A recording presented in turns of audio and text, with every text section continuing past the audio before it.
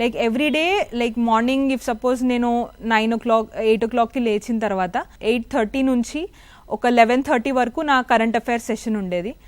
And నేను always 3 hours session plan చేసుకునేదానండి, ఎందుకంటే నా ఫైనల్ ఎగ్జామ్లో అన్ని పేపర్స్ కూడా 3 hours పేపర్స్ ఉంటాయి కాబట్టి ఆ 3 hours కంటిన్యూస్గా ఉండాలి అన్న ఐడియాతోటే నేను అన్ని సెషన్స్ నావి 3 hours ప్లాన్ చేసుకునేదాన్ని. దాని తర్వాత 11:30 తర్వాత 12:30 వరకు కొంచెం బ్రేక్ తీసుకొని లంచ్ అలా చేసి 12:30 నుంచి మళ్ళీ 3:30 వరకు జనరల్ స్టడీస్ సెషన్ ఉండేది. జనరల్ స్టడీస్లో లైక్ నార్మల్ పాలిటీ, ఎకానమీ, ఆ రోజు ప్లాన్ ఏదైతే ఉందో అది చేసేదాన్ని. దాని తర్వాత 4 నుంచి 4:30 మళ్ళీ ఒక 1 hour లేకపోతే ½ an hour బ్రేక్ తీసుకొని 8 o'clock అరౌండ్ వరకు మొత్తం ఆప్షనల్ చేసేదాన్నండి.